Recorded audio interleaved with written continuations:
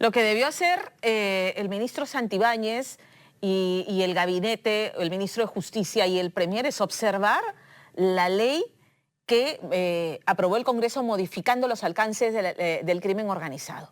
Porque ya existen, está reclamando unas fiscalías especiales para que se dediquen a la investigación, ¿no?, de los crímenes de extorsión. Ya existen fiscalías especiales que investigan crimen organizado, pero hoy están atadas de manos. ¿Por qué? Porque esta ley ya no contempla sicariato, extorsión, asesinato como crímenes que puedan ser juzgados bajo la ley de crimen organizado, que es muy dura, porque contempla penas muy graves. No se trata de mayores penas, porque existen y eso no disuade.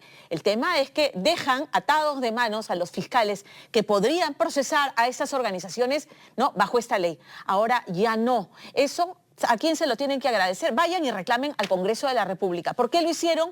Porque querían también dejar de lado todos los delitos de corrupción, cohecho, tráfico de influencias, todos los delitos de corrupción por los que se está investigando y se está procesando congresistas, presidentes, expresidentes.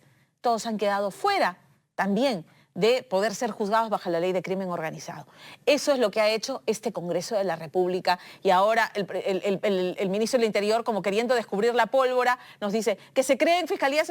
Existen. ¡Qué indignación!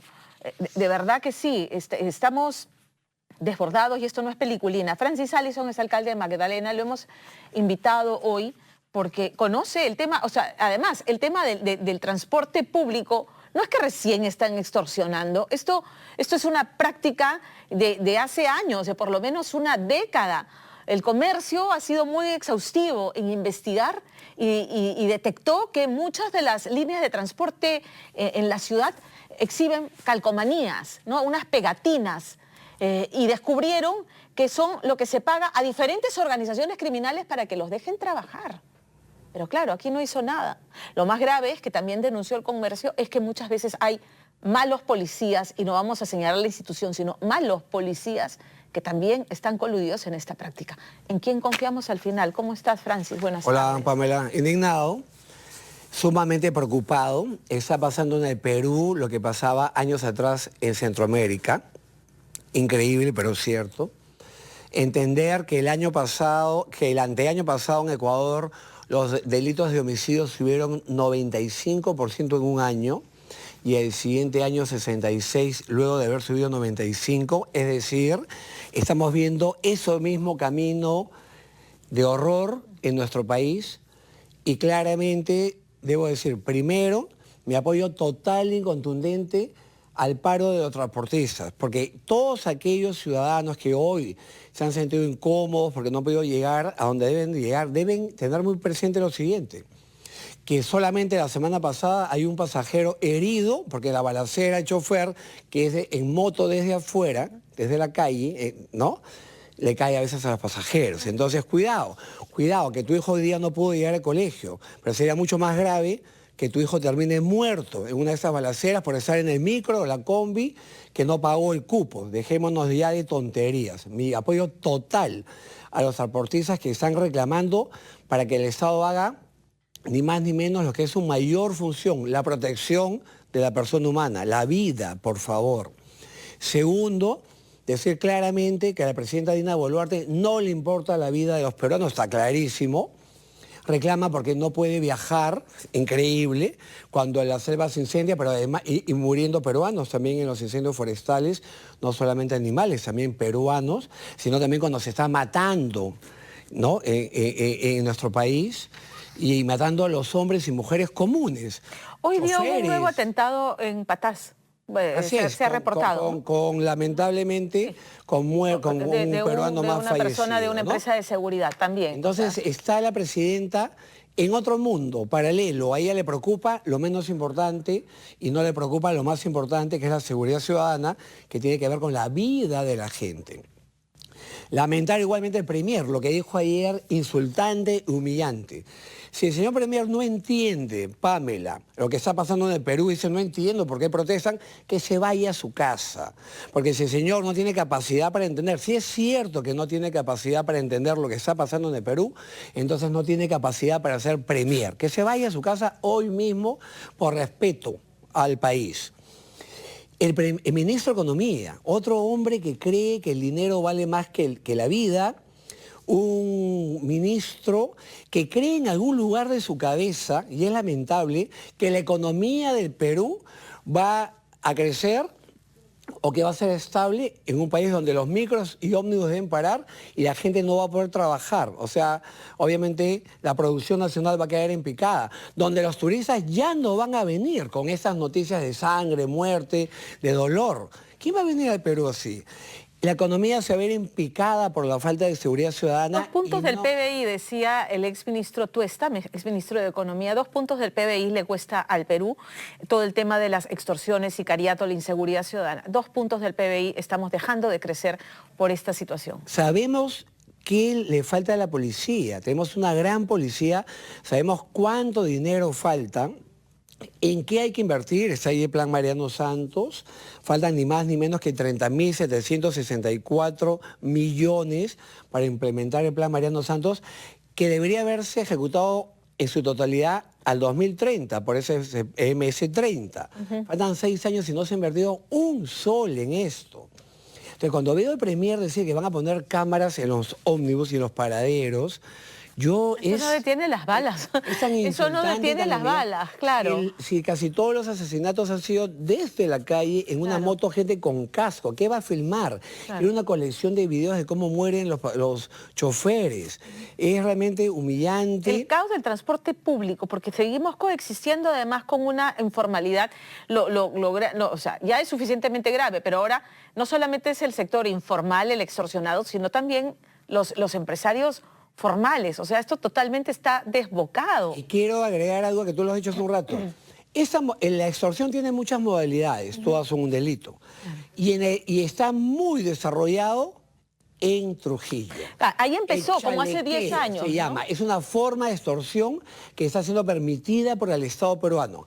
Estos lugares de Perú donde todas las unidades de transporte público tienen un sticker de la empresa a la cual le pagan, son de maleantes, no son empresas de seguridad, son los mismos extorsionadores que te dicen, paga y no te pasa nada, y si no pagas, sí te pasa. Claro. Es decir... Pero además no le pagan solamente a una organización, le pagan a varias. Así es. Y la policía los bautiza, ¿no? Porque, bueno, tenemos a los pulpos, tenemos a los gallegos, o sea, están plenamente identificados y muchas veces además operan con sus cabezas desde los penales. O sea, es un tema estructural, entretejido, ¿no? Lo que pasa dentro de los penales, el tema de los gatilleros, el tema de las cabezas de entra-afuera, organizaciones. O sea, ¿qué nos está faltando para desarticularlas? Bueno, ponernos los pantalones, tomar decisiones firmes. Ya lo hicimos contra el terrorismo. ¿Por qué no podemos hacerlo ahora? ¿Por qué algunos ven como modelo a El Salvador, cuando más bien El Salvador ha copiado mucho de lo peruano? Por ejemplo, los jueces sin rostro, ellos lo han copiado de lo que ya se hizo en el Perú. Claramente, en el Perú en su momento nos pusimos los pantalones, protegimos a quienes debíamos proteger y entendimos que los derechos de los ciudadanos están, por supuesto, sobre los derechos de los maleantes. La cárcel no solamente es para rehabilitar, eso será pues para el joven que delinque por primera vez. Esta gente tiene que ser castigada de por vida, separada de por vida de la sociedad, tirada a las cárceles donde la pasen peor, a gran altitud, donde no hay comunicación, donde viven con frío, donde viven sin oxígeno, donde la pasan mal, donde la visita no va. Entonces, entendamos, tenemos que hacer que gran parte de esa mafia que es extranjera diga, en el Perú no. Porque claro, nos hemos convertido en uno de los lugares favoritos de estos maleantes y entre muchos países dicen ahí no nos pasa nada. Entonces tenemos que ponernos los pantalones, asumir las responsabilidades en el futuro. Si tenemos que ir presos en el futuro por haber hecho lo correcto hoy y viene alguien a decir que fuimos abusivos, prepotentes, no importa. Según una corte internacional... Ahora, eso es bien polémico, ¿no? Eso es bien polémico porque, claro, me dirán caviar, por decirlo, pero claro, hay un debido proceso que se tiene que respetar. Nadie dice que hay que velarlo. Es que se le cuestiona a Nayib Bukele, que sin embargo, pese a todos esos cuestionamientos, un país pacificado, o sea, los pros y los contras, ¿no? Un país pacificado que ha reducido al 95, creo, % los índices de criminalidad, pero con métodos... El más peligroso de la región, ahora es menos peligroso. Con métodos que son cuestionados por no respetar el debido proceso. Pero no es que tengamos que violar el debido proceso, más bien tenemos que crear por ley procesos ¿no es cierto?, y mecanismos que nos permitan encerrar de por vida a esa gente, aislarlos al comienzo. Por ejemplo, hace una semana estuve en el Parlamento como expositor, fue una mesa importante que el presidente del Congreso nos invitó, y yo hablé ahí de la importancia de quitarle el dinero a los maleantes y al crimen organizado. Al crimen organizado tenemos que asfixiarlos económicamente, te explico. La Unidad de Inteligencia Financiera en el Perú hoy puede hacer lo que se llama el congelamiento administrativo de las cuentas que tienen movimientos sospechosos, por lavado de activos, por ejemplo. ¿Por qué no le hacen esto a estos maleantes? En esa cuenta donde te piden poner el monto extorsivo, esa cuenta tiene que ser congelada en menos de 24 horas cuando alguien denuncia y dice me están exigiendo poner el dinero acá. Esa cuenta congelada administrativamente de inmediato y que el único requisito es que se pida al juez dentro de 24 horas que se formalice esto. Bueno, ¿por qué no se hace esto, que sí se hace a los políticos corruptos y todo? ¿Por qué no se le hace a los extorsionadores? ¿Por qué no creamos el mecanismo para que ese dinero que le quitamos a estos maleantes asesinos vaya justamente a la seguridad ciudadana cuando sabemos que falta más de 30.700 millones para la policía? Por ejemplo, ¿por qué no se usa la geolocalización para encontrar dónde está el maleante con el teléfono? Claro, desde el que piden, claro, a esta cuenta, a este yape, ¿no? A esta o billetera electrónica, ¿no? ¿No te has dado cuenta que los bancos nos congelan la cuenta del mismo banco cuando ven un par de movimientos medio raros y tienes que ir al banco a explicar que si eres tú, que lo que has hecho es cambiar tus compras a otro supermercado porque te mudaste o algo? El banco te bloquea. ¿Por qué no bloquean las cuentas? Recordemos cuando Vicente Romero fue ministro, se detuvo una banda de extorsionadores, tenían... Pamela, 10 millones tenían en el de banco y nadie se había dado cuenta de que a esta cuenta habían entrado 10 millones de a poquitos por las extorsiones. Congelemos de manera inmediata las cuentas de esos maleantes sanguinarios, quitémosle sus recursos. No olvidemos que hay una cosa llamada extinción de dominio en el Perú. ¿Por qué no lo aplicamos a esa gente? Congelamos la cuenta, perseguimos todo lo que tengan. ¿Por qué ellos delinquen? Por dinero, quitémosles el dinero. Claro, ¿por qué ellos desde penal siguen delinquiendo? Por dinero. Asfixiémoslos económicamente, con ese dinero corrompen, con ese dinero mandan matar, con ese dinero evidentemente siguen presos pero viviendo como reyes. Quitémosles todo, como se hace con los políticos corruptos. El carro que está a nombre de Juan Pérez, pero sabemos que no es de Juan Pérez, sino de este maleante. Quitémosles todo, desvistámoslos, castiguémoslos. Francis, podríamos seguir conversando porque esto tiene muchos ángulos, pero el tiempo me ha ganado. Te agradezco haber estado con... Solamente quiero agregar algo. Yo creo en la estabilidad política del país.